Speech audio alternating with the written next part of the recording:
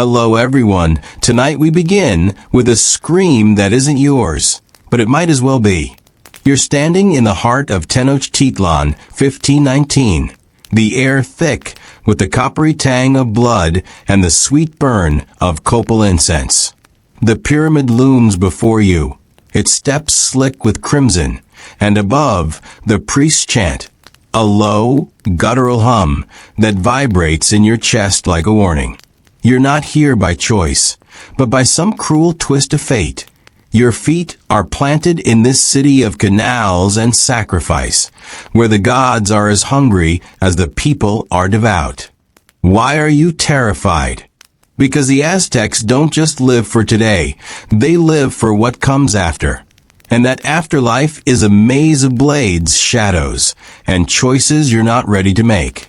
So, pull your blanket tighter, dim the lights, and listen close. You're about to walk a path where the dead don't rest, and the living don't dare forget.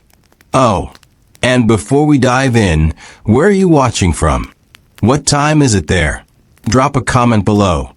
I'm dying to know who's huddled under the covers with me tonight.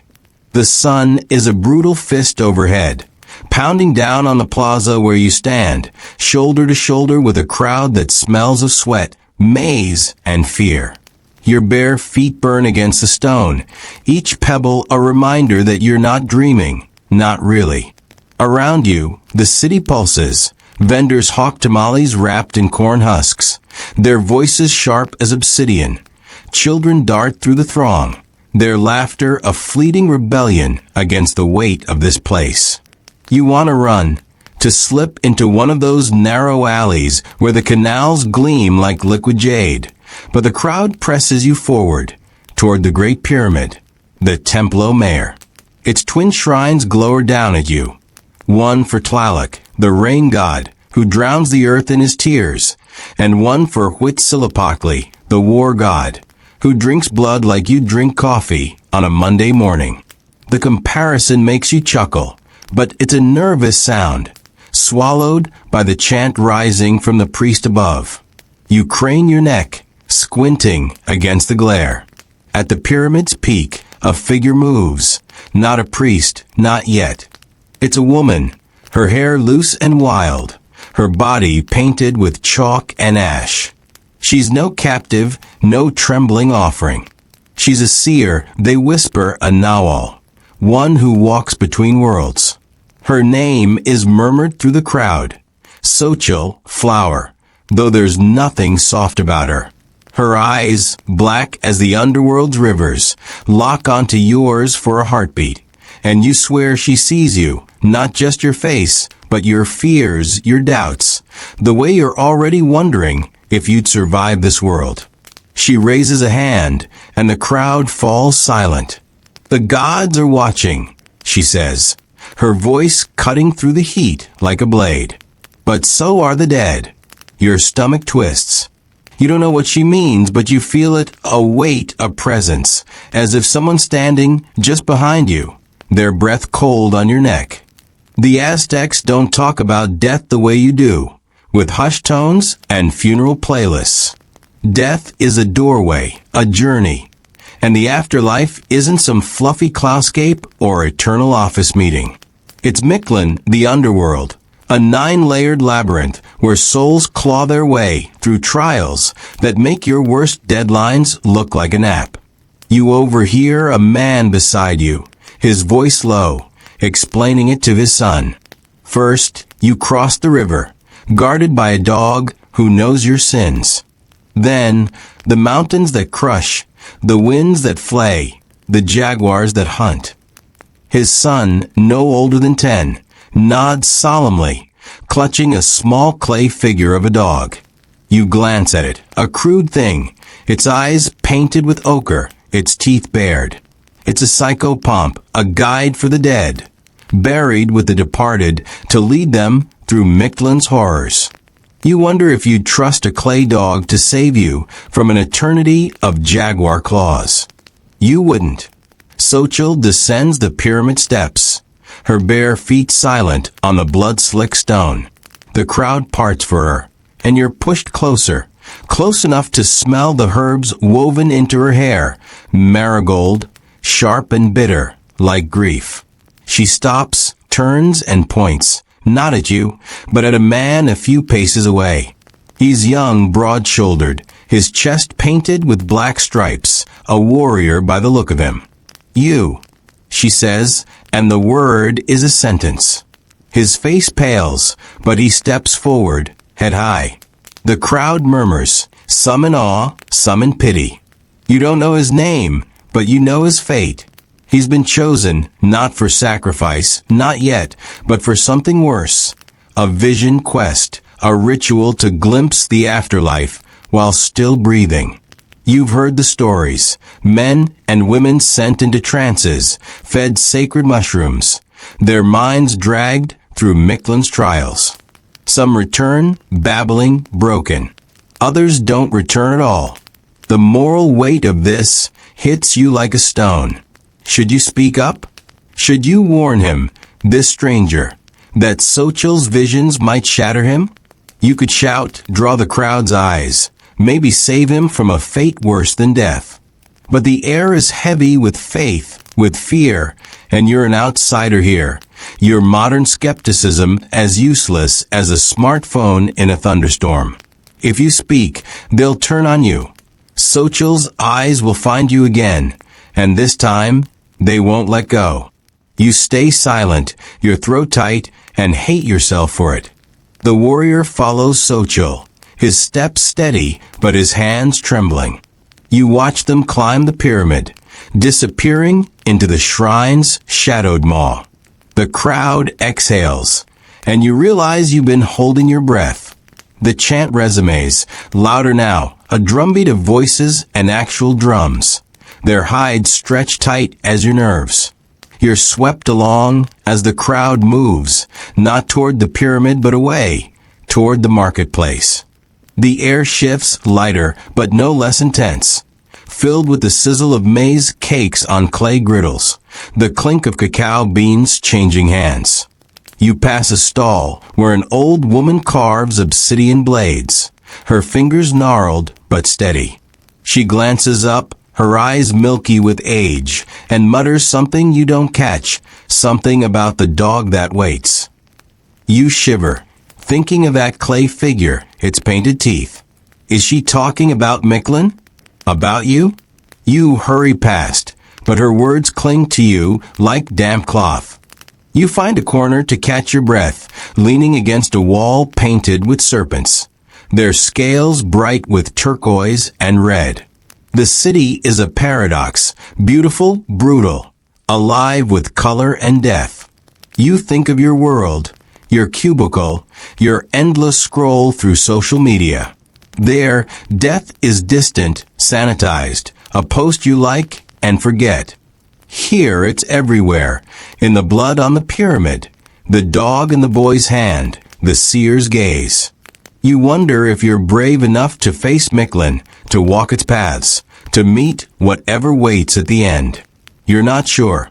But as the sun dips, painting the sky the color of sacrifice, you know one thing. This city, this world, will force you to find out. The marketplace hums around you, but your eyes drift back to the pyramid, its silhouette sharp against the dusk. Somewhere up there, the warrior is seeing things you can't imagine. Rivers of bone, winds that scream, gods who demand more than you can give. You want to believe he'll come back whole, but Xochitl's words echo in your mind. The gods are watching. But so are the dead. You pull your cloak tighter, though the air is warm, and move deeper into the crowd, seeking distraction, seeking safety. But in Tenochtitlan, safety is a lie, and the afterlife is closer than you think.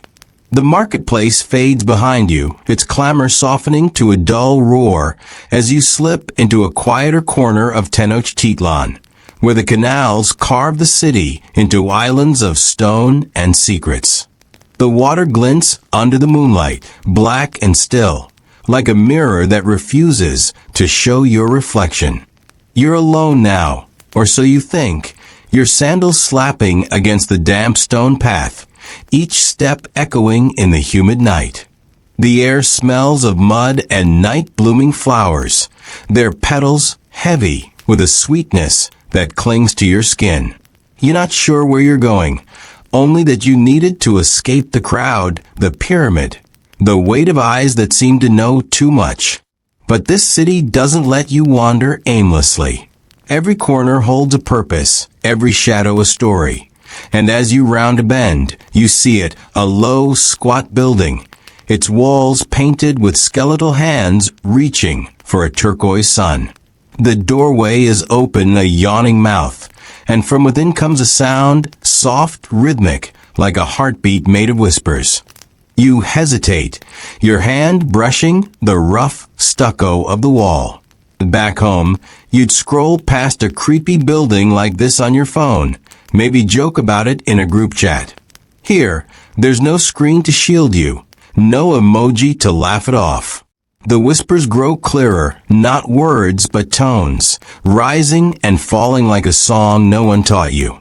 You could turn back, find the marketplace again, lose yourself in the safe chaos of vendors and mace cakes. But your feet betray you, stepping forward, drawn to the dark.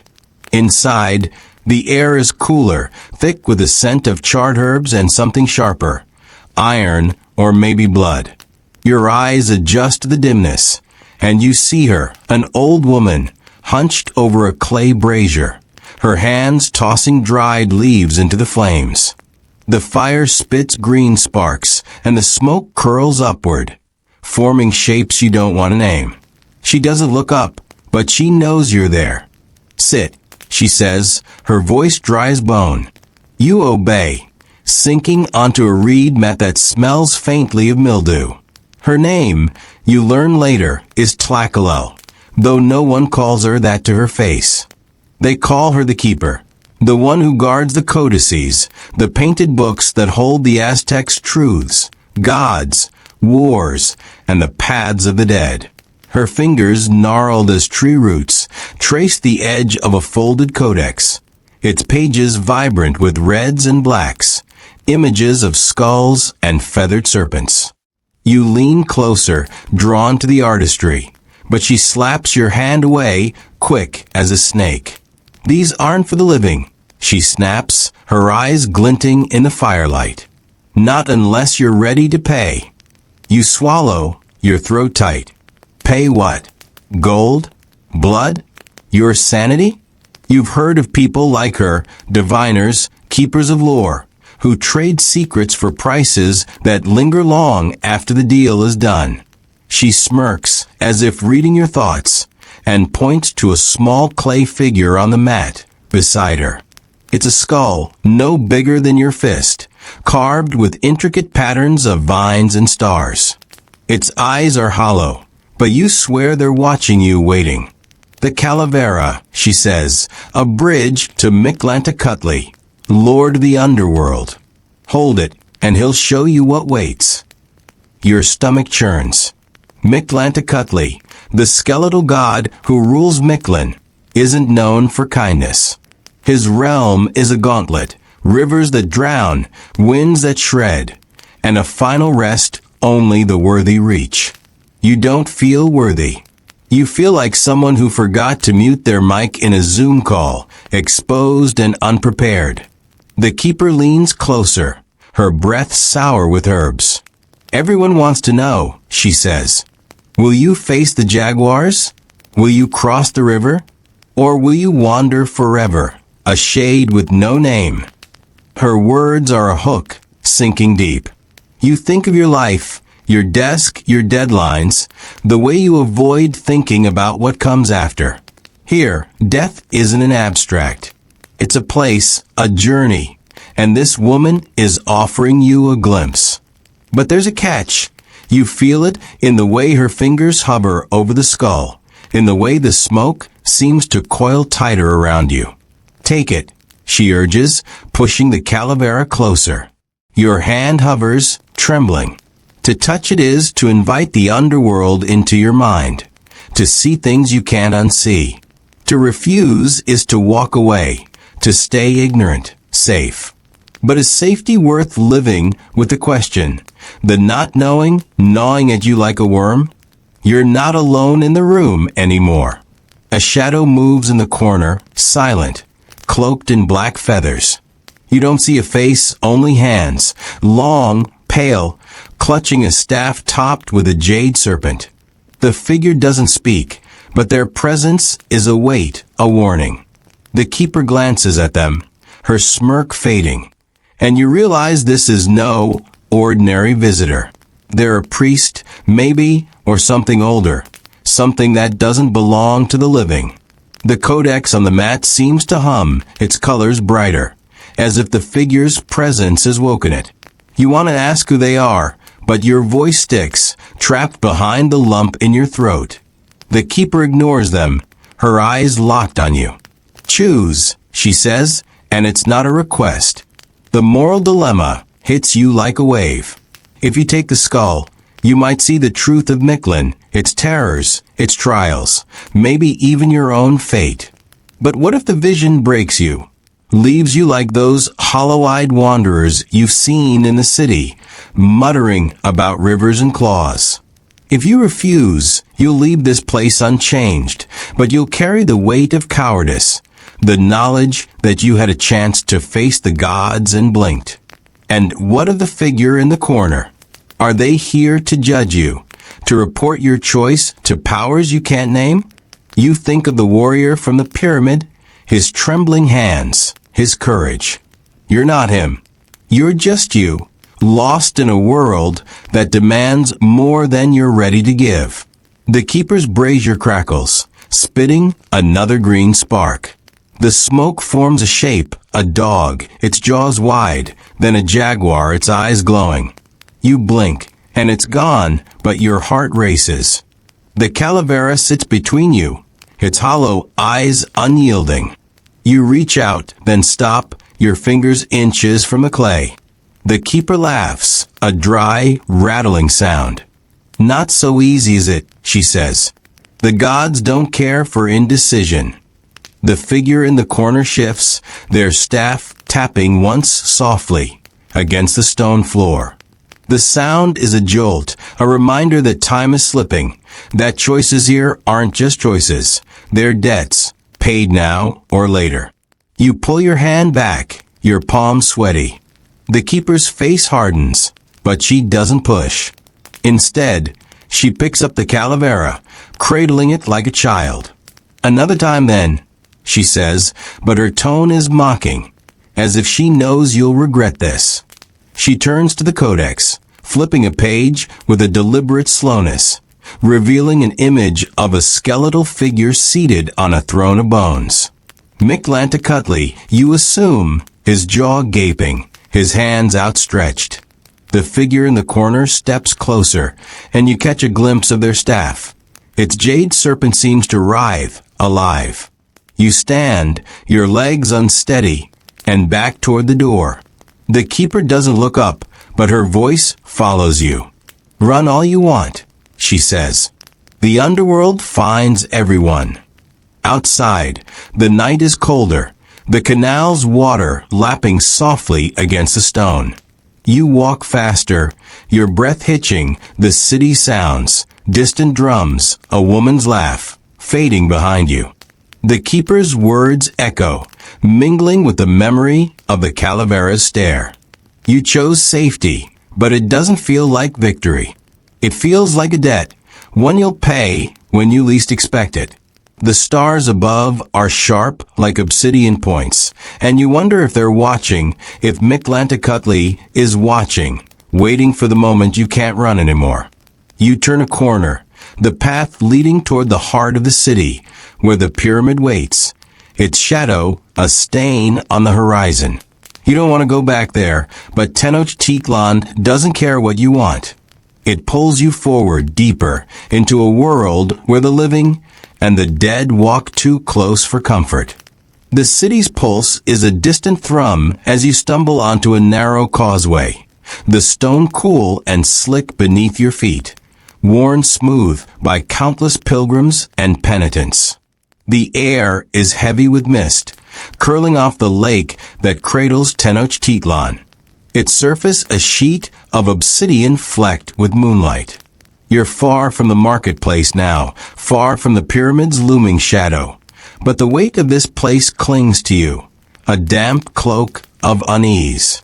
Your breath catches, sharp with the scent of algae and something sweeter, rotting fruit, perhaps, or the faint perfume of offerings left to drift on the water. The causeway stretches ahead, a ribbon of stone flanked by reeds that hiss in the breeze.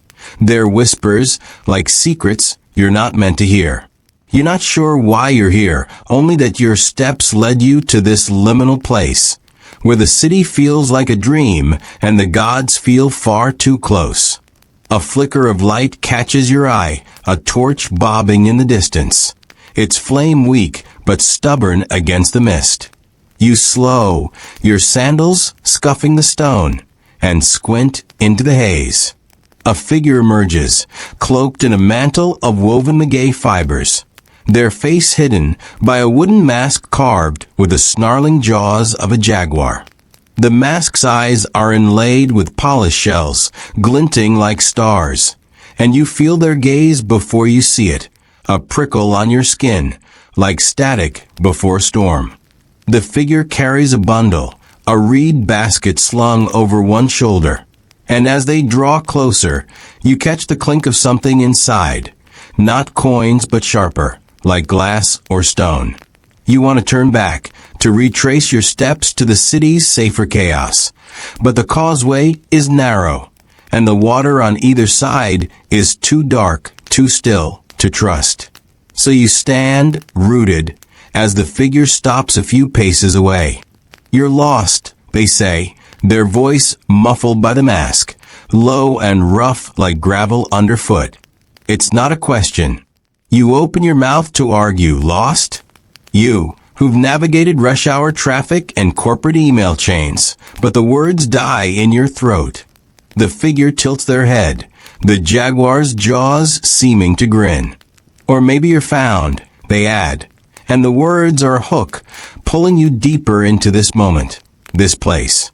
They set the basket down, the clinking louder now, and kneel, their movements deliberate, ritualistic.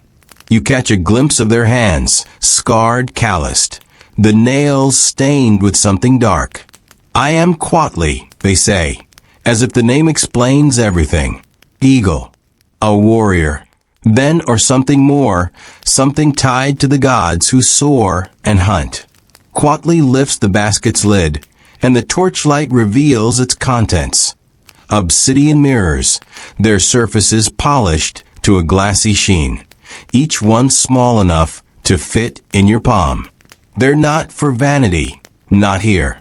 These are teskactyl, sacred mirrors, tools of divination said to trap the gaze of gods or the dead.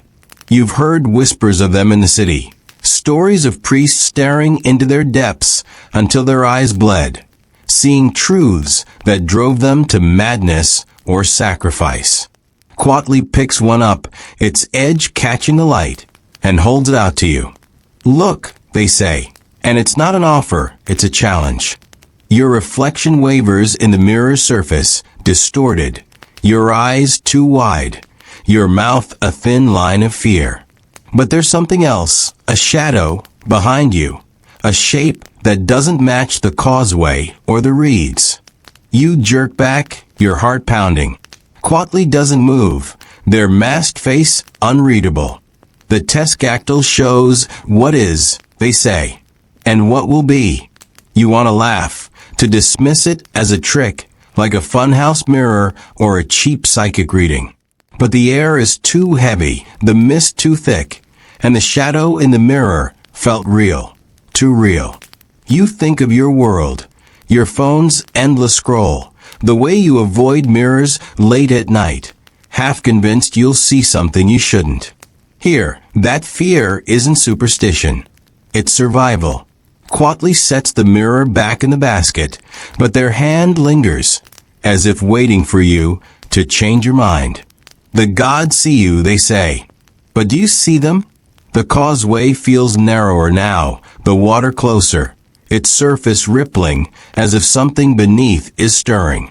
You hear it, a low, guttural sound, not quite a growl, not quite a moan. It's coming from the reeds, or maybe the lake itself, and it sends a shiver through you, sharp as a blade. Quatley doesn't flinch, but their fingers tighten on the basket. Tlaloc is restless, they murmur, and you remember the rain god, his tears flooding the earth, his altars slick with offerings. You glance at the water, half expecting to see his face, goggle-eyed, fanged, staring back. Instead, there's only darkness, and that sound growing louder, like a drumbeat in your bones. Quatley stands, slinging the basket over their shoulder. Come, they say, turning down the causeway, toward a low island barely visible through the mist. You don't want to follow, but the alternative, staying here, alone, with that sound, feels worse. Your feet move, reluctant, and you trail behind, the torchlight flickering as the mist thickens. The island is small, its shore littered with broken pottery and wilting marigolds, remnants of offerings left to rot. At its center stands a shrine, a squat structure of stone and plaster, its roof adorned with a single turquoise feather, swaying in the breeze. Inside, you glimpse an altar, its surface stained dark, and above it, a statue of Tlaloc, his eyes wide, his mouth open as if ready to drink the world. Quatley kneels before the shrine, setting the basket down. They pull out a mirror and place it on the altar, its surface catching the torchlight, throwing jagged reflections across the stone. The Teskactyl speaks for Tlaloc, they say, their voice softer now, almost reverent. But it demands a price. They reach into their cloak and produce a small obsidian blade, its edge so sharp it seems to hum. You step back, your sandal catching on a shard of pottery, the crunch loud in the silence. Quatley doesn't look at you, but their words are clear. Blood for truth. Yours or another's. The moral weight crashes into you, heavy as the mist. Blood? You're no warrior, no priest. You're just you, caught in a world where the gods don't take IOUs. If you offer your blood, you're binding yourself to Tlaloc, to this shrine, to a truth that might drown you as surely as his floods. If you refuse, you're turning your back on Quatley, on the mirror, on a chance to understand this world's rules. But there's a third option, whispered in the back of your mind. Someone else's blood. A stranger's, a captive's, someone the city won't miss. The thought makes you sick, but it's there, as real as the blade in Quatley's hand. You think of your world, your compromises, the times you stayed silent when you should have spoken.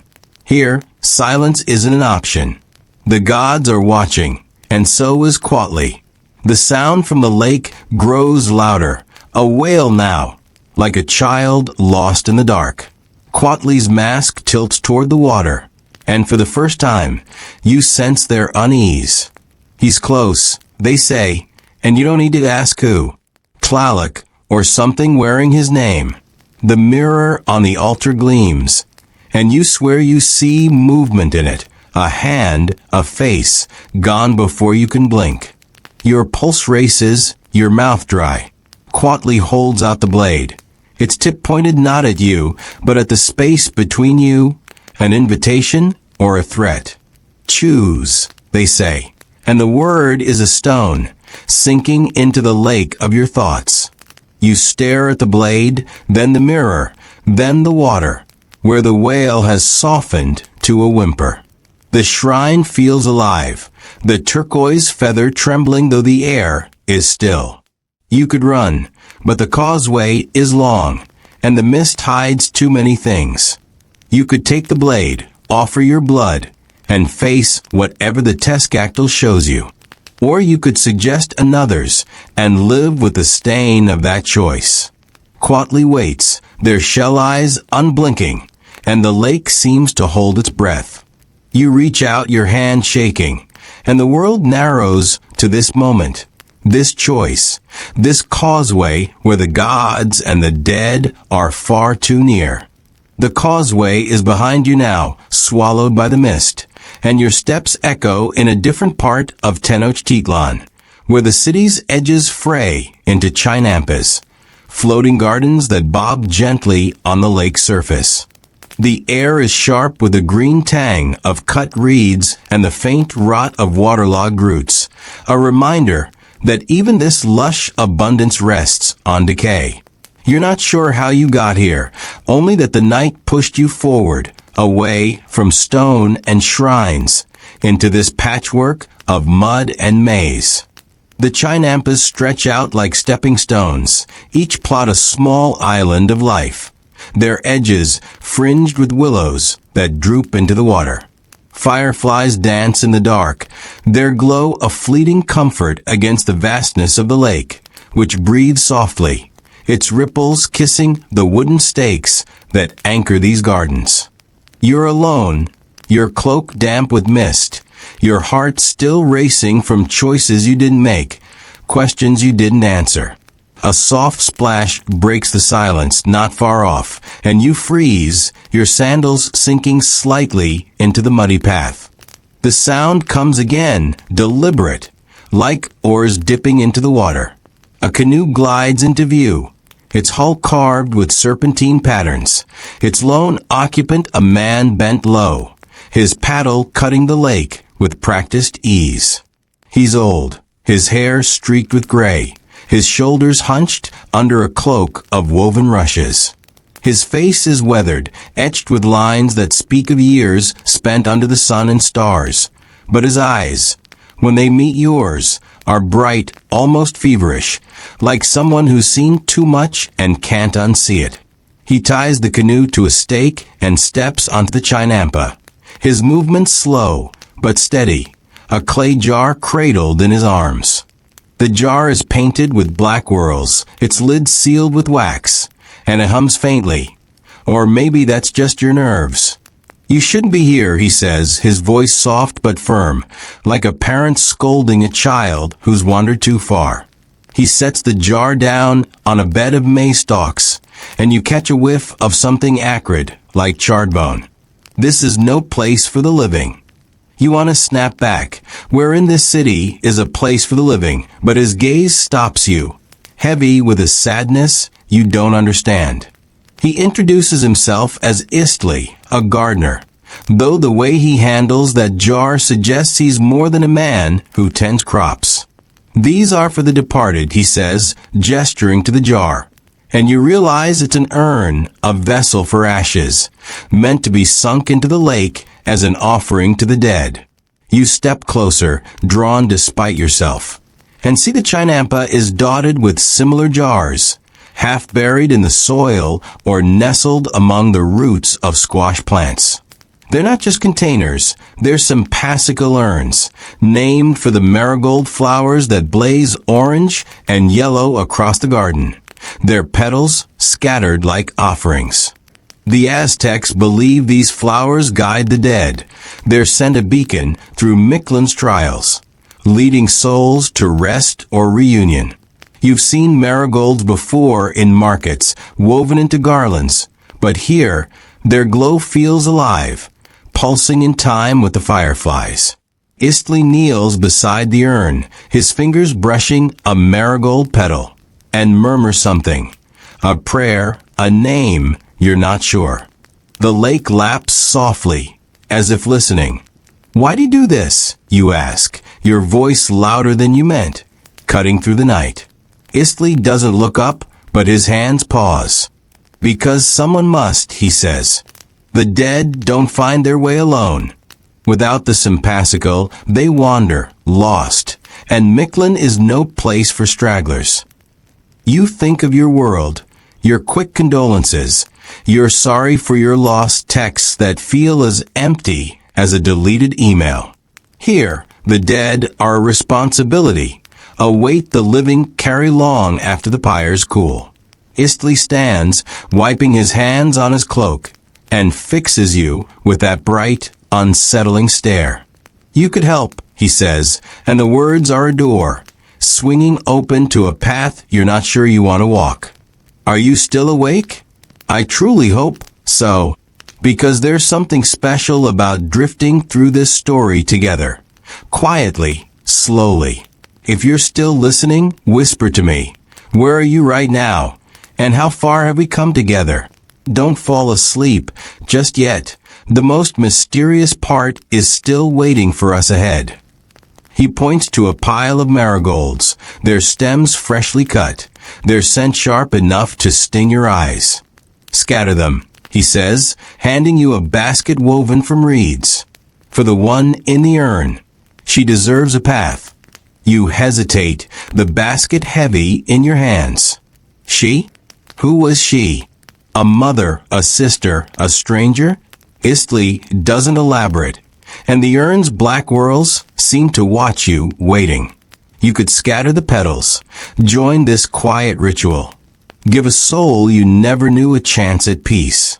But something holds you back, a prickle of doubt, a whisper that this act ties you to this world, to its gods, its dead. What if you scatter the petals and feel her, whoever she was, brushing past you? What if Mikla notices you, marks you as one of its own? The moral conflict coils around you, tight as the lake's ripples. To help Istli is to honor the dead, to weave yourself into the fabric of this city's faith. But it's also a step closer to the underworld, a gesture that might linger, like a debt you didn't mean to borrow. You could refuse, set the basket down, walk away from this chinampa and its glowing flowers. But that feels like betrayal, not just of Istli, but of something larger, something that hums in the marigolds, in the lake, in the urn's silent plea. You think of your life, your tendency to dodge commitment, to ghost conversations when they get too heavy. Here, there's no ghosting. The dead are too close, and Istli's eyes are too steady. A shadow moves on the next chinampa, a flicker of movement among the maze. You squint, your pulse quickening, and see a figure, small, cloaked, their face hidden by a hood. They're tending another urn, their hands quick and furtive, as if afraid of being seen. Istli doesn't notice or doesn't care, his focus on the marigolds at his feet. The figure glances your way, and you catch a glimpse of their eyes, wide, haunted, like someone who's seen Miklin and come back wrong. They vanish into the shadows, leaving you with a chill that has nothing to do with the mist. Who are they? Another gardener, or something else? Something that tends the dead for reasons darker than Istli's quiet devotion? The lake stirs, a soft gurgle that sounds too much like laughter. You clutch the basket, the marigold scent overwhelming now, their petals soft but heavy, like promises. Istli watches you, his expression unreadable, but there's a weight to his silence, an expectation. She was young, he says suddenly, his voice barely above a whisper. Too young for Miklin's trials. The Sympasicil will help her. The words hit you like a stone, and you picture her, not her face, but her fear, her footsteps faltering in the underworld's dark. You want to ask her name, but the question feels intrusive, like liking a stranger's grief post on social media. Instead, you kneel, your knees sinking into the mud, and pluck a marigold from the basket. The petal is cool against your fingers, its scent sharp and alive. You scatter it, then another, watching them drift across the chinampa, their glow a fragile light against the dark. Istli nods, a small gesture, but it feels like approval, like you've passed a test you didn't know you were taking. The urn seems to hum again, or maybe it's the lake, or the marigolds, or your own blood pounding in your ears. You scatter more petals, your hands moving faster now, and the chinampa feels smaller, the lake closer, the night heavier. The shadowed figure on the next plot is gone, but their presence lingers, a question you can't shake. You finish the basket, your fingers stained with marigold sap, and stand. Your legs unsteady. Istli takes the basket, his eyes softer now, but still bright, still searching. You did well, he says, and you want to believe him. But the lake's laughter is louder now, and the urn's whirls seem to shift, forming eyes, a mouth, a face. You step back, your sandal catching on a root, and Istli steadies you, his grip firm but gentle. The dead thank you, he says, but his voice is distant, drowned by the lake's murmur. You want to leave, to find solid ground, but the chinampas stretch on, and the marigolds glow brighter, their scent a chain pulling you back. You walk away, the path slick underfoot, the lake watching, the dead whispering, and Tenochtitlan's heart beating louder than your own.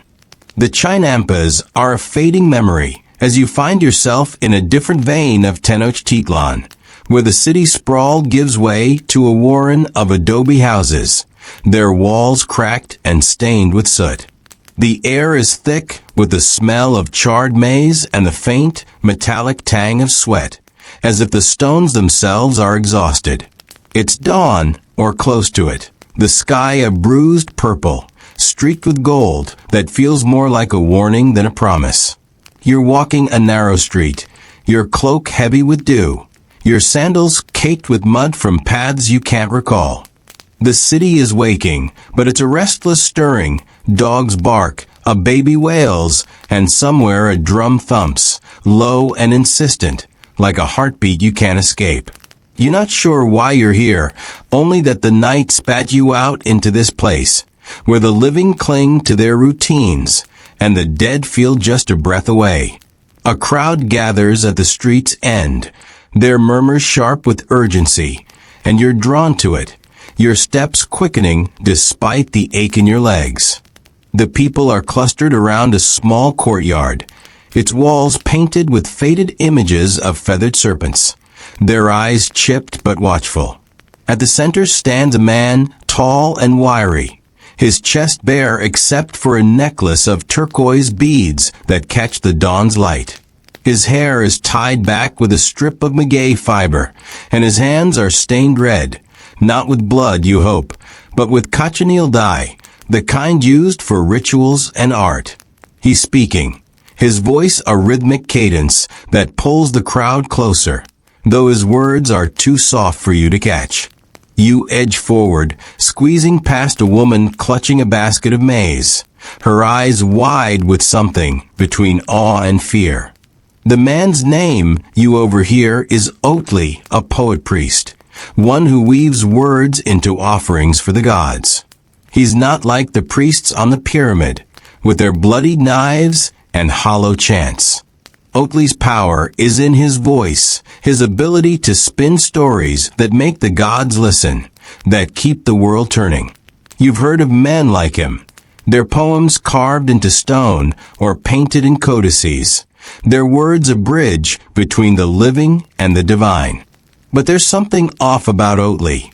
His eyes are too bright, his gestures too sharp, as if he's unraveling under the weight of his own verses. He holds up a small object, and the crowd gasps. It's a feather, long and iridescent, shimmering green and gold. A Quetzal feather, sacred to Quetzalcoatl, the feathered serpent god, who gave humanity maize and breath. The feather is more than a symbol, it's a talisman, a fragment of the god's power. You've seen Quetzal feathers before, woven into headdresses or cloaks, but this one feels different, alive, its colors shifting as Oatly turns it in the dawn light. This, he says, his voice rising, is a promise. Quetzalcoatl sees us, knows us, and through his feather, we speak to him. The crowd murmurs, some nodding, others clutching amulets or whispering prayers. You feel it too, a pull, like the feather is watching you, judging you. Back home you'd scoff. Feathers don't judge, they're just bird parts, like the chicken wings you order on a Friday night. But here, in this courtyard, with Oatly's voice curling around you like smoke, the feather feels like a verdict, waiting to be read. Oatley steps down from the low platform, the feather still in his hand, and the crowd parts, giving him space. He moves toward a young girl, no older than 12, her hair braided with marigold petals. She's trembling, her hands clasped tight, but she doesn't flinch as Oatley kneels before her. "You," he says, his voice softer now, almost tender. "The gods have chosen you."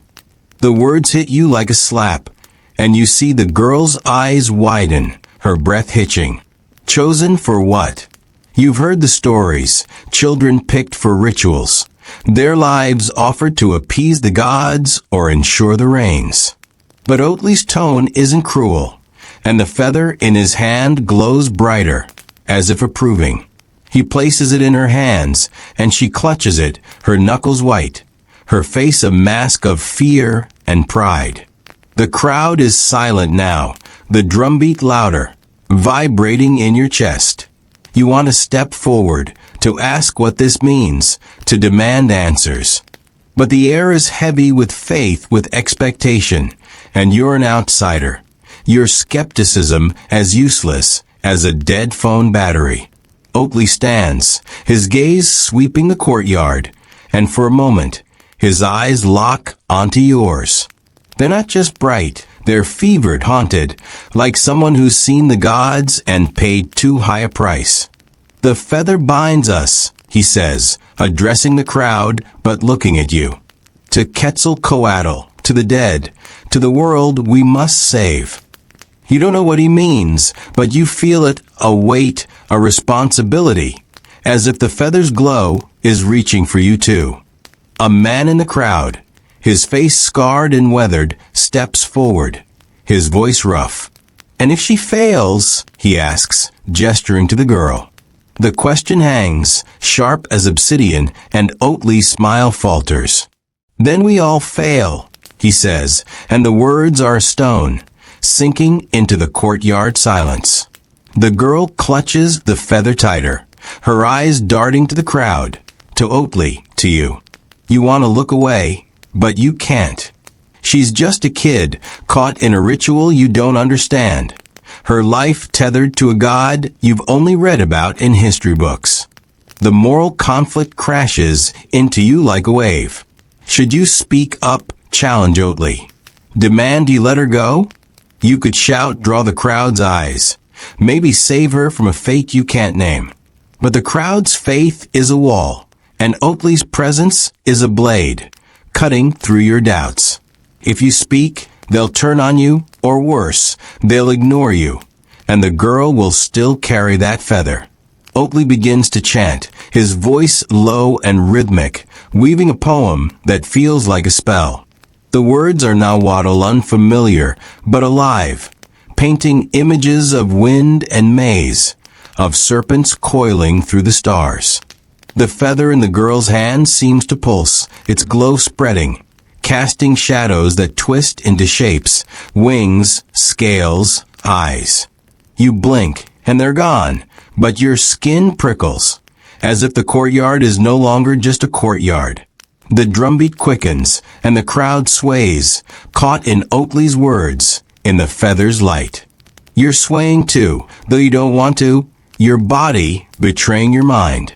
The girl stands still, the feather her anchor, her eyes fixed on something you can't see. A shadow moves at the courtyard's edge, a figure cloaked in black, their face hidden by a hood. They're not part of the crowd, not part of the ritual, but they're watching, their presence a cold spot in the dawn's warmth.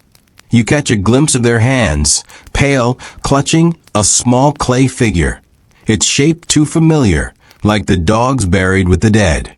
The figure slips back into the shadows, but their eyes linger, dark and knowing, as if they've seen this before, seen you before. Who are they? A mourner, a spy, or something worse, something that walks between the living and the dead? You want to follow, to demand answers, but Oatley's chant holds you, and the girl's trembling hands keep you rooted. The poem ends abrupt, and the courtyard exhales. Oatley kneels again, whispering to the girl, his words too soft to hear. She nods, her face calmer now, but her eyes are still wide, still searching.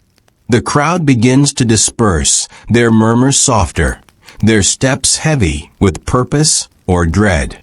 You stay, your feet stuck to the stone, your mind racing.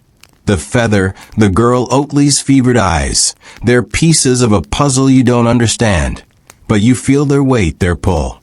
You could approach Oatley, ask him what the feather means, what the girl's role is. But his presence is daunting, and the crowd's faith is a warning. Outsiders don't question the gods. Or you could follow the shadowed figure, chase their secrets into the city's maze. But that feels like stepping into a trap, one you're not ready to spring. The girl turns, the feather glowing in her hands, and meets your gaze. Her eyes are a plea, a question, a challenge. You want to tell her it's okay, that she's strong enough, but the words feel hollow, like a like on a post you didn't read. You turn away, your throat tight, and walk back into the street, the drumbeat fading, the dawn light harsher now. The city wakes around you, its sound sharper, its shadows deeper. You feel the feathers glow behind you, the girl's eyes on your back, and you know you've made a choice, even if it was just to walk away. Tenochtitlan doesn't let you escape its questions, its gods, its dead.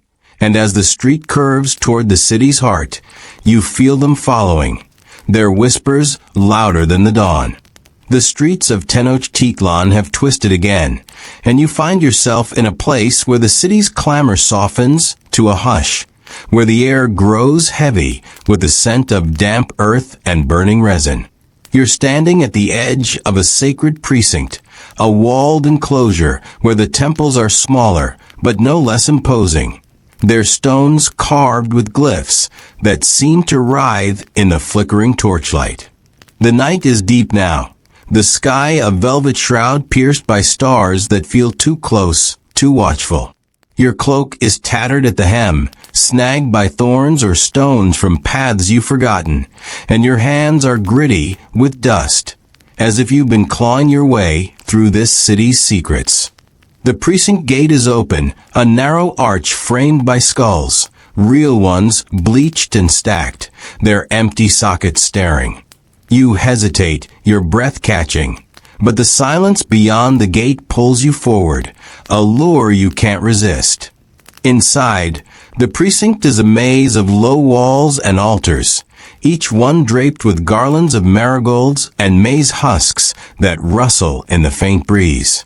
The ground is soft, almost spongy, and you realize it's not stone but packed earth, stained dark in places, as if the soil itself has drunk too much.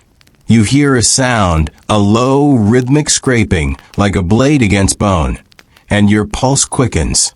You round a corner and see her, a woman, her back to you, kneeling before a small altar. She's young, her hair loose and black as the night, her shoulders bare except for a shawl of woven cotton dyed deep indigo. In her hands is a stingray spine, its barbed tip glinting as she draws it across her palm, a slow, deliberate cut. Blood wells, dark and thick, dripping onto the altar, where a clay figure of a goddess stands, her face serene, but her eyes fierce, painted with red ochre. The woman doesn't notice you, or doesn't care, her focus on the ritual, her lips moving in a silent prayer. You want to back away, to leave her to this private act, but your feet are rooted, and the air feels charged like the moment before a thunderstorm. You've heard of bloodletting, the Aztec way of feeding the gods, of keeping the sun rising and the world spinning. Back home, you'd wince at a paper cut, pop an Advil, and move on. Here, pain is currency, and this woman is paying in full. You catch a glimpse of the goddess figure. Quetzal, you think, the deity of beauty, fertility, and flowers, but also of sacrifice. Her altars slick with the offerings of those who seek her favor or fear her wrath. The woman turns, and you see her face, striking, with high cheekbones and eyes that burn with a quiet intensity. She's not startled by your presence, only curious, as if you're a stray dog that's wandered into her yard. "You're not from here," she says, her voice calm but edged, like a blade wrapped in silk. She wipes the stingray spine on her shawl, leaving a smear of blood, and stands, her movements graceful but deliberate. Her name, she tells you, is Malinal, a weaver by trade, but a devotee by choice. One who offers her blood to Zakaquetzal to ensure the harvests, the births, the fragile balance of this world. "Why are you here?" she asks. And the question is a mirror, reflecting your own doubts. You don't know why, not really, just that Tenochtitlan keeps pulling you deeper, into places where the gods are too close and the answers too sharp. Malinal gestures to the altar, where the goddess's figure seems to watch, its ochre eyes catching the torchlight. Beside it lies a small bundle of cotton threads, dyed in vibrant hues, turquoise, crimson, gold, knotted into intricate patterns. "The in Istli," she says, picking up the bundle. "The face of the gods." You lean closer, drawn to the thread's complexity, each not a story, a prayer, a piece of the cosmos woven into cloth. These are sacred textiles. You realize not just art, but a language, a way to speak to Zakaquetzal and her kin. Malinal holds a bundle out to you, her bloodied palms still dripping, and her eyes narrow. "Touch it," she says. "Feel her." Your hand hovers, hesitant. The threads are beautiful, but they hum with something deeper, something that makes your skin prickle, like static from a screen you've stared at too long. You want to refuse, to step back, to find a way out of this precinct and its blood-soaked earth. But Malinal's gaze is unrelenting, and the goddess's eyes seem to follow you, unblinking. "You think you can walk away," Malinal says, her voice softer now, almost pitying. "But the gods see you. They always see." She sets the in Istli back on the altar, but her words linger, heavy as the air. You notice a shadow moving along the precinct wall, not hers, not yours, a figure cloaked and silent, their face hidden by a mask of woven reeds. They're carrying a bundle of their own, but it's not threads, it's bones, small and pale, tied with cord. The figure pauses, their mask tilting toward you, and you feel a chill, as if they've marked you, as if they know something you don't. They slip behind an altar, gone as quickly as they appeared, but their presence lingers, a question you can't answer. Malinal kneels again, picking up the stingray spine, and you realize she's about to cut herself again, to offer more blood, more pain. "Wait," you say, the word escaping before you can stop it. She pauses, her head tilting, her eyes searching yours. "Why?" you ask, your voice trembling. "Why do this to yourself?" She smiles, a small, sad curve of her lips. "Because the world demands it," she says. "Because Zakaquetzal asks, and I answer." She holds out the spine, its tip still wet with her blood. "You could answer too," she says, and the words are a challenge, a door swinging open to a path you're not sure you can walk. The moral conflict hits you like a stone. To take the spine, to draw your own blood, is to join Malinal's offering, to bind yourself to Zakaquetzal, to this world's cycle of pain and renewal. It's a choice that feels permanent, like signing a contract you haven't read. To refuse is to stay apart, to keep your hands clean, but it's also to reject Malinal, to dismiss her faith, her sacrifice. You think of your world, your compromises, the times you've dodged hard choices with a shrug or a swipe. Here, there's no swiping away. The goddess is watching, the threads are humming, and Malinal's blood is pooling on the altar, a reminder that choices have weight, have cost. And what of the masked figure? Were they a warning, a threat, or something else, something that feeds on the offerings left here? The precinct feels smaller now, the walls closer, the skulls on the gate more alive. Malin awaits, the stingray's spine steady in her hand, her eyes unyielding. You reach out, then stop, your fingers trembling.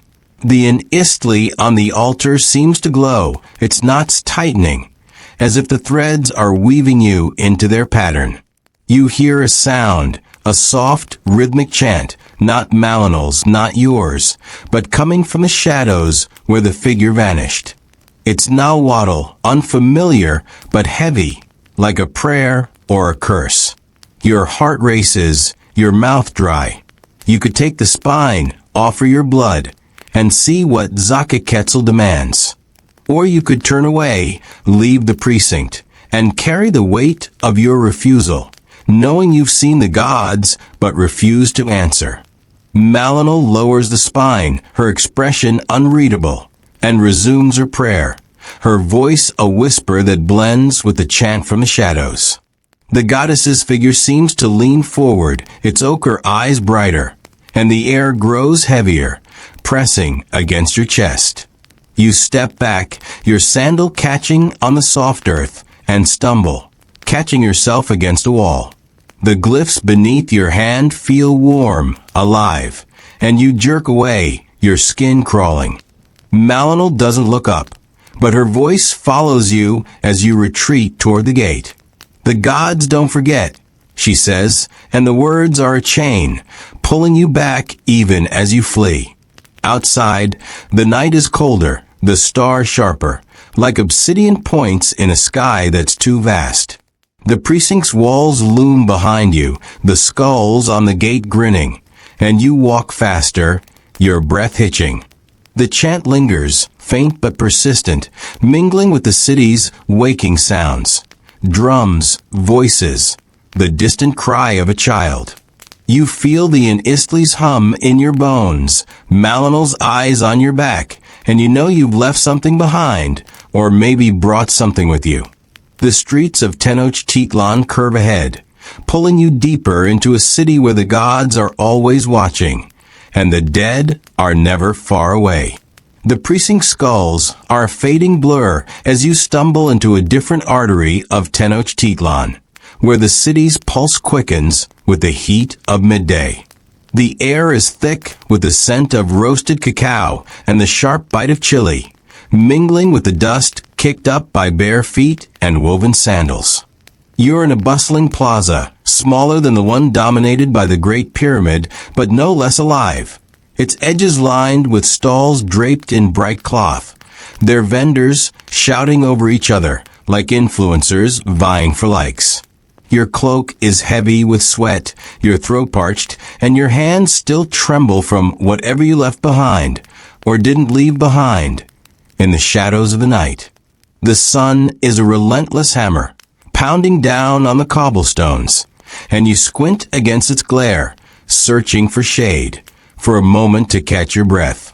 The plaza is a kaleidoscope of movement. Women balancing baskets of maize on their heads, men hauling bundles of feathers and obsidian, children chasing a stray dog that yips and darts through the crowd. You weave through them, your shoulder brushing against a man who smells of copal incense, his eyes distant, as if he's seeing something beyond the stalls.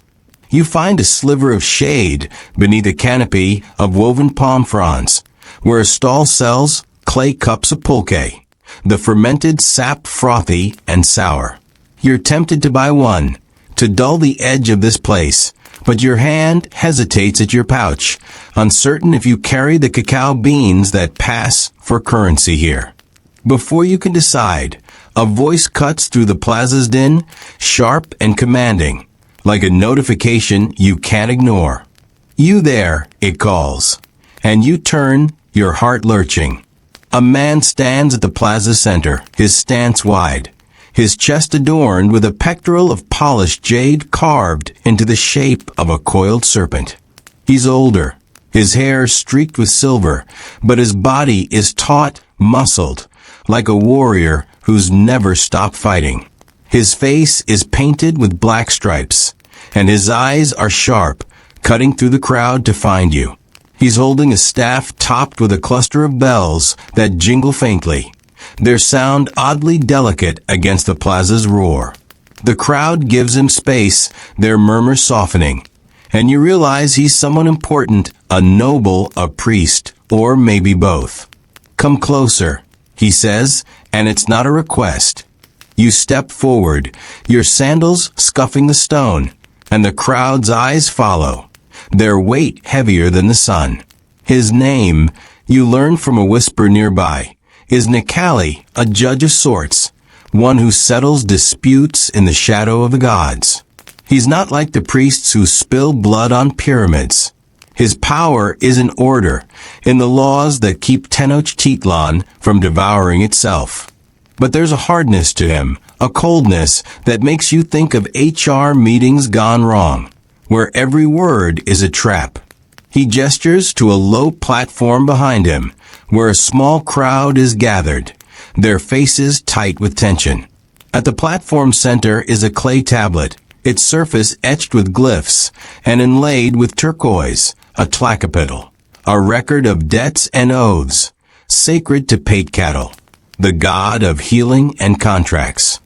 The tlacapetal is more than a ledger, it's a covenant, binding the living to their promises, to the gods, to the dead. You've seen contracts before, leases, NDAs, the fine print you skim and regret, but this is different. The tablet's glyphs seem to pulse, as if the oaths carved into it are alive, watching. Necali points to a young man kneeling beside the platform, his hands bound with maguey cord, his face pale but defiant. "This one," Necali says, his voice carrying over the plaza, swore an oath to Paitcatl and broke it. He owes a debt to his family, to the city, to the gods. The young man's eyes dart up, meeting yours for a heartbeat, and you see fear there, but also anger, a spark that hasn't been snuffed out. Necali turns to you, his bells jingling softly. "You will judge," he says, and the words hit you like a stone. Judge? You, who can barely decide what to eat for lunch. The crowd murmurs, some nodding, others frowning, as if your presence is a test they didn't expect. Necali hands you a small obsidian knife, its handle carved with serpents, and gestures to the tlacapetal. "Read the oath," he says. "Decide his fate." You take the knife, its weight cold and unfamiliar, and approach the tablet, your hands shaking. The glyphs are dense, unfamiliar, but you catch fragments. Promises of cacao, of labor, of loyalty, broken by theft or betrayal. The young man, whose name you don't know, stares at you, his jaw tight, his bound hands twitching.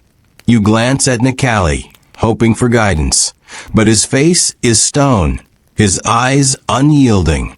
The tlacapetal's turquoise inlays gleam, and you swear you hear a whisper, not from the crowd, but from the tablet itself. A voice that speaks of debts unpaid, of gods who demand balance. You think of Paitcatl, the god who heals but also binds, who sees every promise as a thread in the world's fabric. The young man's crime, you gather, was small, a few cacao beans stolen, a vow to his family ignored. But in Tenochtitlan, small sins ripple, angering the gods, unbalancing the cosmos.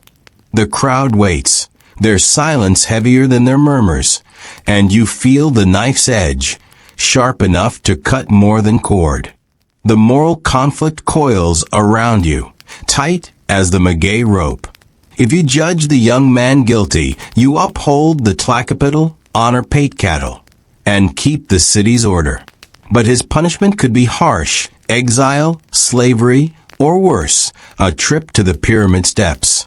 If you declare him innocent, you defy Necali, risk the crowd's wrath, and maybe the gods too, unbalancing a world that's already teetering.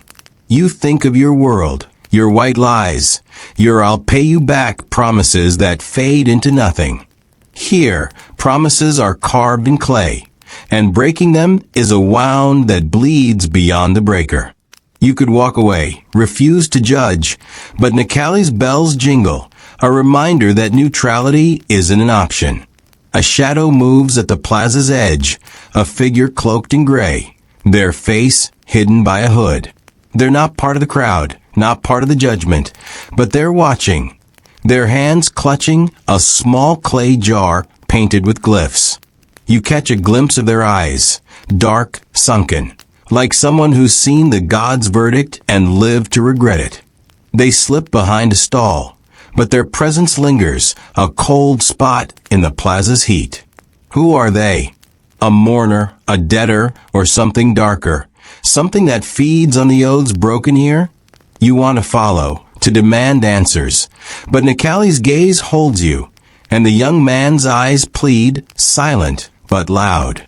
You kneel beside the tlacapital, the knife heavy in your hand, and trace the glyphs, hoping for clarity.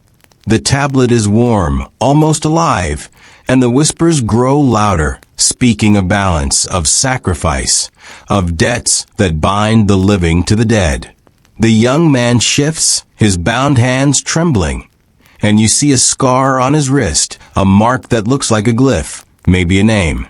You want to ask him what happened, why he broke his oath, but the crowd's silence is a wall, and Necali's bells are a warning. You stand, the knife colder now, and face the young man, your heart pounding. Guilty or innocent? Order or mercy? The tlacapital's glyphs seem to shift, forming eyes, a mouth, a face that watches, waits. You open your mouth, but no words come, only a dry rasp. Necali steps closer, his jade pectoral gleaming, and raises an eyebrow, his bells silent now. The crowd leans in, their breath held, and the young man's eyes lock onto yours, a plea, a challenge, a mirror. You could cut his bonds, declare him free, and face whatever comes. Or you could uphold the oath, hand him to Necali, and keep the gods' balance. The plaza feels smaller, the sun hotter, the whispers louder. You tighten your grip on the knife, your palms slick with sweat, and the world narrows to this moment, this choice, this plaza where the gods and the dead are far too close. You step back, your sandal catching on a cobblestone, and Necali's eyes narrow. But he doesn't speak.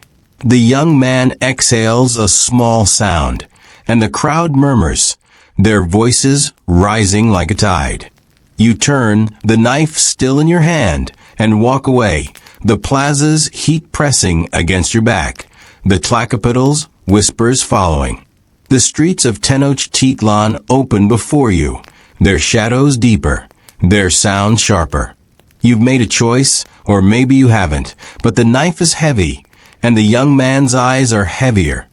And you know this city won't let you forget either one. The plaza's heat lingers on your skin as you slip into a quieter corner of Tenochtitlan, where the city's clamor fades to a low hum, and the air grows heavy with the scent of damp clay and blooming cacao flowers. You're in a secluded courtyard, its walls high and smooth, painted with murals of coiled serpents and starry skies that seem to shift as you move. The ground is tiled with turquoise mosaics, their edges worn but gleaming, and at the center stands a single tree, a cacao tree, its pods heavy and red, swaying gently though the air is still. It's twilight, the sky a deep indigo streaked with gold, and the courtyard feels like a secret, a place where the city holds its breath. Your cloak is frayed, your hands still gritty from the dust of choices you'd rather forget, and your heart beats too fast, as if the gods themselves are pacing inside your chest. A soft clink breaks the silence, like beads against stone, and you turn, your sandals scraping the tiles. A figure sits cross-legged beneath the cacao tree, their back to you, their hands busy with something you can't see. They're cloaked in a mantle of woven feathers, green and black, shimmering like a beetle's shell, and their hair is braided with thin strips of gold that catch the fading light. The clinking comes again, rhythmic, deliberate, and you step closer, drawn despite the prickle of unease on your skin. The figure doesn't turn, but their voice, low, melodic, with a bite of amusement, cuts through the courtyard. "You're late," they say, as if they've been expecting you, as if you had an appointment in this hidden place. You hesitate, your throat dry, and edge around the tree to face them. It's a woman, her face sharp and ageless, her eyes dark and glittering like polished obsidian. She's stringing beads, jade, turquoise, and bone, onto a cord, each one clicking as it slides into place. Her name, she tells you with a smirk, is Seatlali, star, a name that feels too bright for the shadows she casts. She's a jeweler, or so she claims, but the way her fingers move, precise and reverent, suggests she's crafting more than ornaments. "Sit," she says, nodding to a reed mat beside her, and you obey, sinking onto the cool tiles, the scent of cacao pods sharp in your nose. Back home, you'd scroll past someone like her, maybe like their Etsy shop, and move on. Here, there's no scrolling away. Her eyes hold you, and the beads in her hands feel like secrets. Seatlali lifts her work, a necklace half finished, its beads arranged in a pattern that mimics the stars above. "This is a chalchihuitl," she says, her voice softening, almost wistful. "A map of the heavens, a gift for Tonatiuh. You know Tonatiuh, the sun god. His altar's red with the blood of those who feed his journey across the sky. The chalchihuitl is no mere trinket. It's a sacred adornment, worn by priests or offered to the gods. Its beads a prayer for light, for life, for the sun's return. Each bead, Seatlali explains, holds a story, a birth, a death, a vow. And stringing them is an act of balance, a way to keep the cosmos from unraveling." You lean closer, mesmerized by the bead's glow, but her hand snaps shut, hiding them. "Careful," she says, her smirk returning. "The gods don't share lightly." You pull back, your cheeks warm, and notice a small clay bowl beside her, filled with cacao beans, their surfaces polished to a sheen. They're not for eating, you realize, but for offering, scattered around the tree's roots, as a tribute to Tonatiuh. The cacao pods above seem to hum, their red shells brighter in the twilight, and you swear the tree is watching, its branches swaying without wind. Seatlali follows your gaze and laughs, a sound like breaking glass. "He's hungry," she says, nodding to the tree. "Always hungry." You think of Tonatiuh, his golden face, his endless appetite, and wonder if the tree is more than a tree, if it's a conduit, a mouth for the god's demands. Seatlali resumes her work, the beads clinking, but her eyes flick to you, sharp and searching.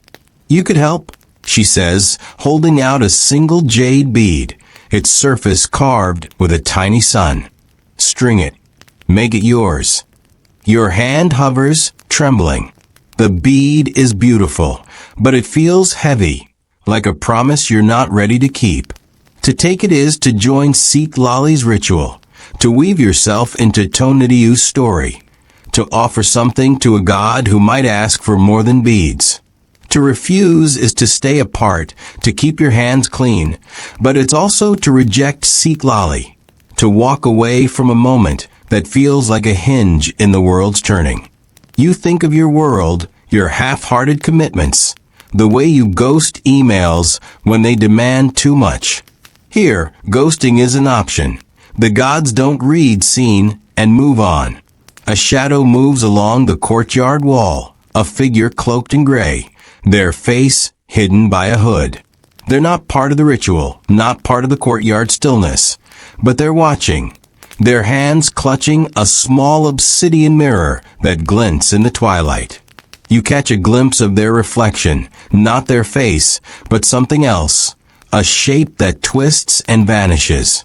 The figure slips behind the wall, but their presence lingers, a cold spot in the courtyard's warmth. Who are they?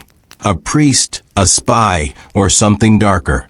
Something that collects the offerings left to Tona to you? You want to follow, to demand answers, but Citlali's beads clink, pulling you back, and her eyes are a warning: focus or pay a price. The moral conflict wraps around you, tight as the cord in Citlali's hands. If you take the bead, you're binding yourself to Tonatiuh, to the sun, to a ritual that might demand more than you can give: your time, your faith, your blood. It's a choice that feels like signing your name in a book you can't close. If you refuse, you're keeping your distance, staying safe, but you're also dismissing Citlali's work, her devotion, the delicate balance she's weaving. You think of a young man in the plaza, his bound hands, his defiant eyes, and wonder if every choice here is a debt, a weight you'll carry into Mictlan. And what of the figure with the mirror? Are they a threat, a witness, or a reminder that the gods see everything, even your hesitation? Citlali's fingers pause, the bead silent, and she leans closer, her breath warm with cacao and herbs. You're afraid, she says, not mocking, but stating a fact, like she's read your pulse. Good. Fear means you're listening. She holds out the jade bead again, its sun glyph glowing, and the cacao tree seems to lean closer, its pods heavier, their hum louder. You hear a sound, a low rhythmic chant, not Citlali's, not yours, but coming from the shadows where the figure vanished. It's faint, almost drowned by the city's distant drums, but it's there, weaving through the courtyard like a thread. Your heart races, your mouth dry. You could take the bead, string it, and feel Tonatiuh's gaze, his hunger. Or you could stand, walk away, and carry the weight of your refusal, knowing you've seen the sun's map but refuse to mark it. Citlali's eyes narrow, but she doesn't push, her fingers resuming their work, the beads clinking again. The cacao beans in the bowl gleam, and you swear they move, shifting like eyes in the twilight. You stand, your legs unsteady, and back toward the courtyard's gate, the murals, serpents watching, their starry skies closing in. Citlali doesn't look up, but her voice follows you, sharp and clear. The sun sees you, she says, whether you see him or not. You step through the gate, the tiles giving way to cobblestones, the courtyard's stillness swallowed by the city's pulse. The chant lingers, faint but persistent, mingling with the rustle of cacao pods, the clink of beads, the weight of a bead you didn't take. The streets of Tenochtitlan curve ahead, their shadows deeper, their sounds sharper, and you feel the sun's gaze on your back, burning through the twilight, pulling you deeper into a city where the gods and the dead are never far away. The courtyard serpent murals are a fading echo as you find yourself in a new corner of Tenochtitlan, where the city's pulse slows to a whisper, and the air grows thick with the scent of whetstone and crushed herbs. You're standing on a low bridge, its planks worn smooth by countless feet, spanning a canal that glints like polished obsidian under the moon's pale glow. The water is still, almost too still, reflecting the stars above in a way that makes you dizzy, as if the sky is below you, pulling you down.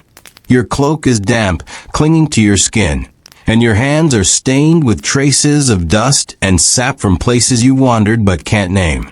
The night is heavy, the kind of heavy that presses on your chest, and you feel the city watching, its gods and shadows closer than ever. A soft hum drifts across the canal, not a song, but a vibration, like the earth itself is murmuring. You lean over the bridge's edge, squinting into the dark, and see a figure on the opposite bank, crouched low, their silhouette sharp against the moonlight.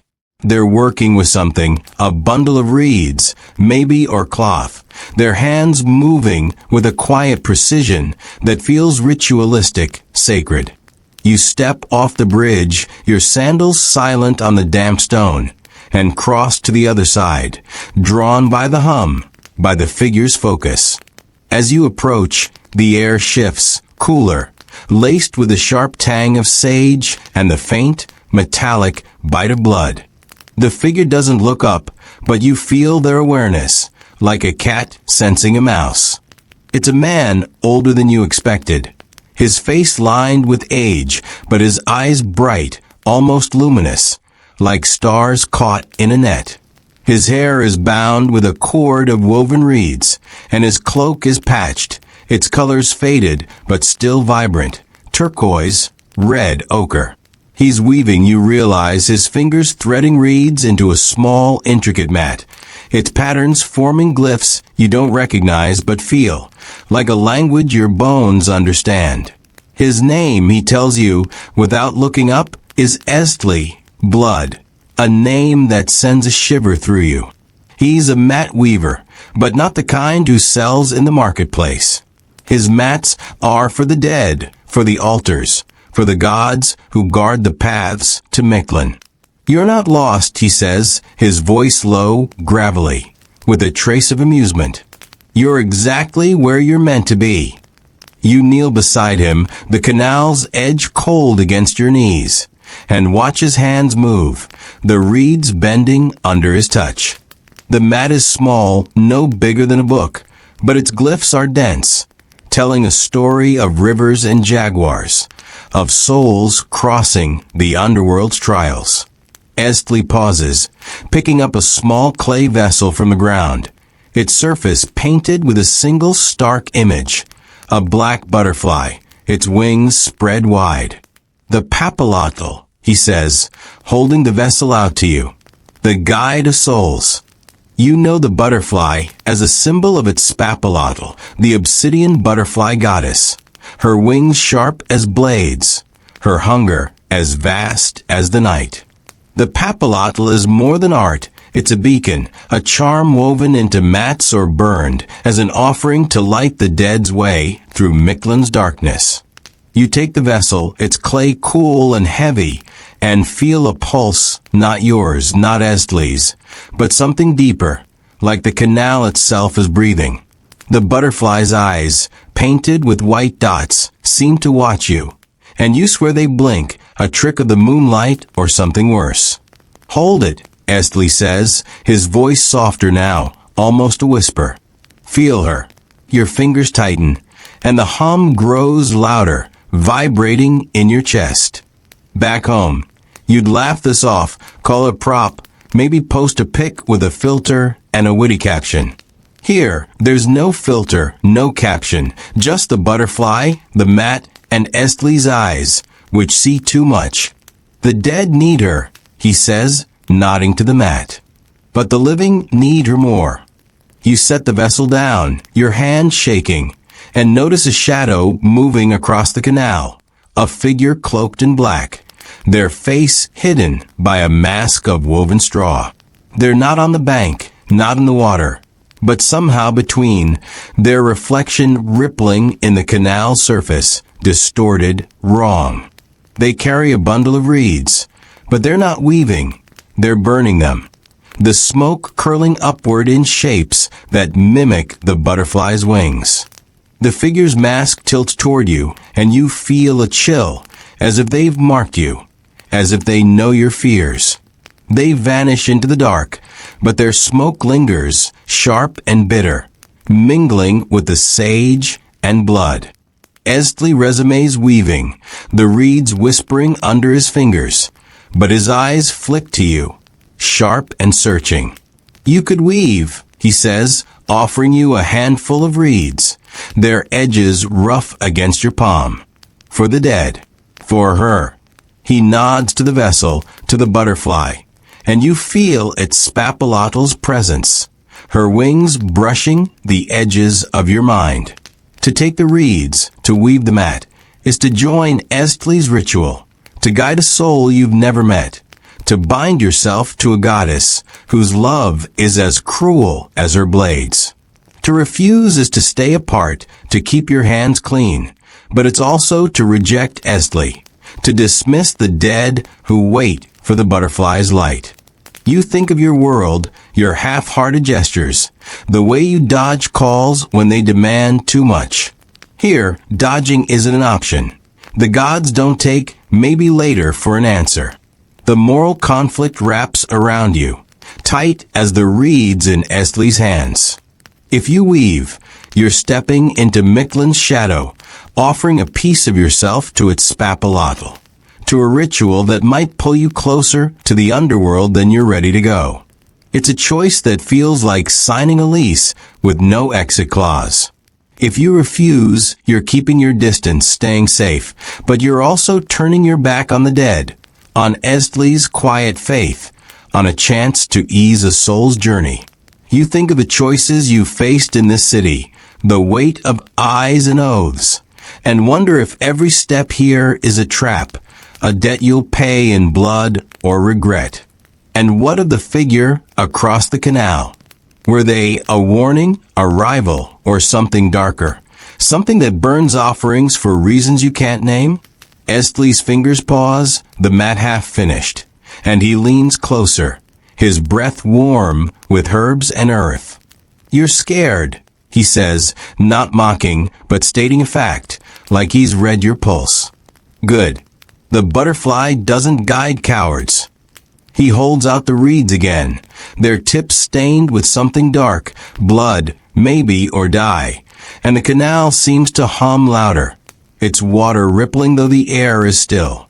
You hear a sound, a soft, rhythmic chant, not Estli's, not yours, but coming from the dark where the figure vanished.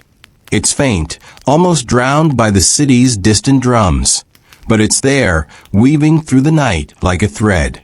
Your heart races, your mouth dry. You could take the reeds, weave the mat, and feel its spapalotl's wings, her hunger. Or you could stand, walk away, and carry the weight of your refusal, knowing you've seen the butterfly, but refuse to guide her. Estli's eyes soften, but he doesn't push, his fingers resuming their work, the reeds whispering again. The papalotl vessel gleams, its butterfly eyes brighter, and you swear they move, tracking you as you shift.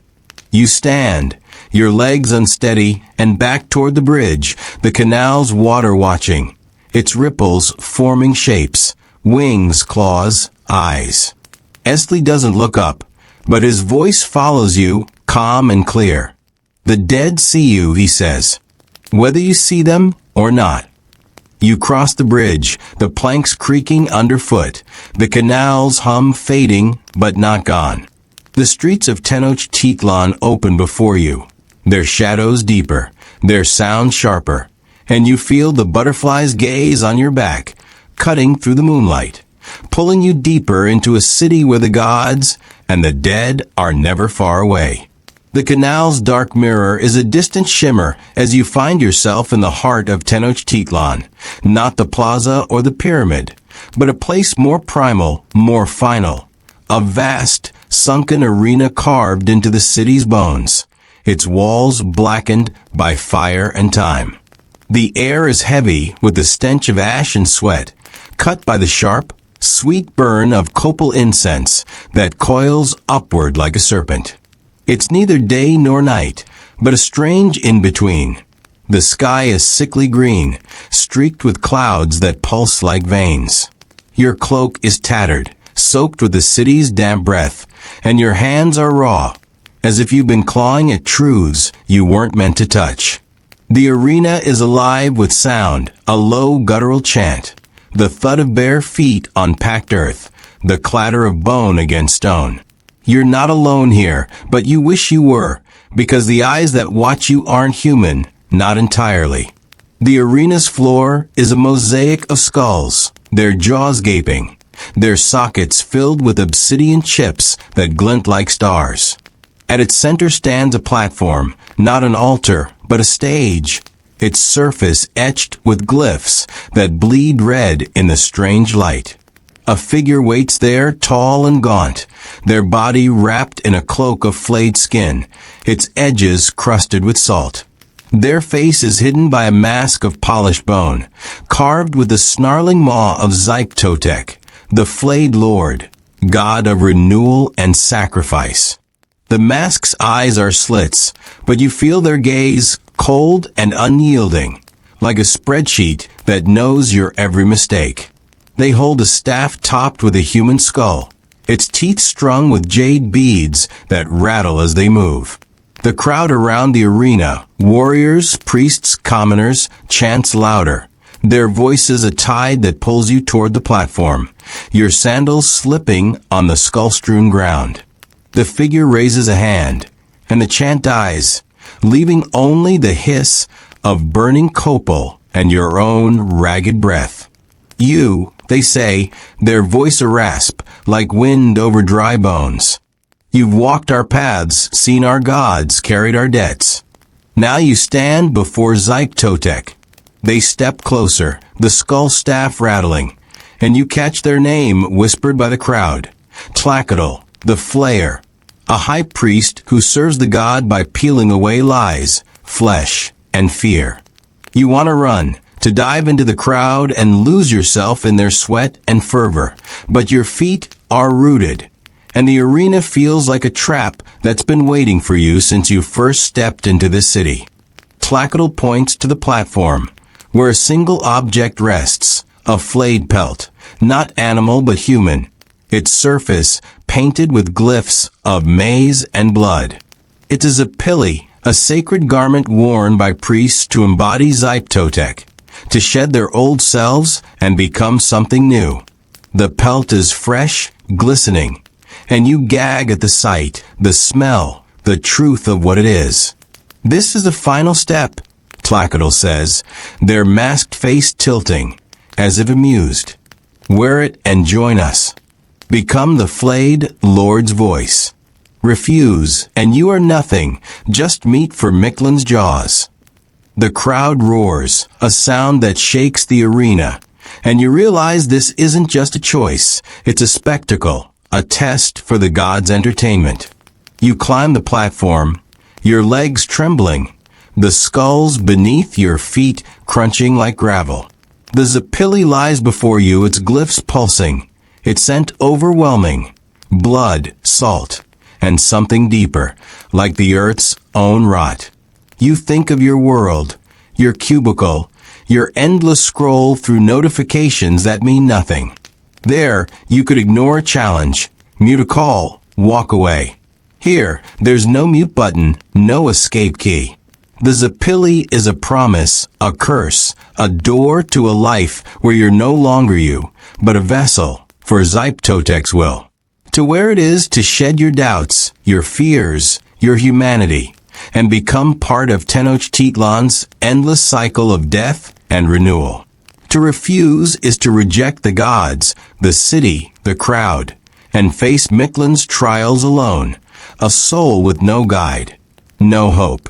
Tlacatl steps closer, their staff's beads clattering, and leans in, their mask's slits glinting. You've seen why we fear the afterlife, they say, their voice low, almost intimate. The rivers, the winds, the jaguars, they're not stories. They're real, and they're waiting. You know they're right. You felt Miklin's breath in every shadow, every choice, every moment you've stood on the edge of this world's truths. Surviving here isn't about living. It's about enduring, about carrying the weight of gods who demand blood, of dead who demand guidance, of a city that chews up souls and spits out bones. You understand now why survival feels impossible, because Tenochtitlan doesn't want survivors. It wants devotees, or it wants nothing. A shadow moves at the arena's edge, a figure cloaked in black feathers, their face hidden by a veil of woven thorns. They're not chanting, not cheering, but watching, their hands clutching a small clay dog, its eyes painted with ochre, its teeth bared. You've seen dogs like this before, buried with the dead, to guide them through Miklin. But this one feels different, alive, its eyes locked on you. The figure's veil shifts, revealing a glimpse of their face, not human, not quite, but a mask of scars and bone. They vanish into the crowd, but their dog remains, a spectral shape that lingers in your vision, a reminder of the underworld's nearness. The moral conflict is a blade, cutting through your core. To where the Zapili is to surrender, to become Totec's voice, to live as a priest in a city that thrives on sacrifice. It's a life, but not yours, a life of blood, of flayed skin, of gods who never sleep. To refuse is to choose Mictlan, to face the afterlife's trials now alone, with no dog, no butterfly, no feather to guide you. You think of every choice you've dodged in this city, every moment you walked away, and realize this is the final one, the one that defines you. The crowd's roar is deafening, Tlacatl's mask is unyielding, and the Zapili's glyphs seem to writhe, forming your name, your face, your fear. You reach for the pelt, your hand shaking, and feel its weight, its warmth, as if it's still alive. The crowd holds its breath, and Tlacatl's staff goes silent, the beads frozen. You could drape it over your shoulders, feel Totec's power, become part of this world's brutal renewal. But your fingers falter, and you see it, the clay dog, not at the arena's edge but beside you, its ochre eyes glowing, its teeth bared not at you, but at the pelt. You drop the Zapili, its glyphs fading, and step back, your heart pounding. No. You say, the word a whisper, then a shout. No, the crowd gasps, Tlacatl's mask tilts, and the arena trembles, as if the gods themselves are stirring. Tlacatl raises their staff, and the crowd surges, their hands reaching, their voices a storm. You run, your sandals slipping, the skulls cracking underfoot. The arena's walls loom, but you find a gap, a crack in the stone, and squeeze through, the city's streets swallowing you.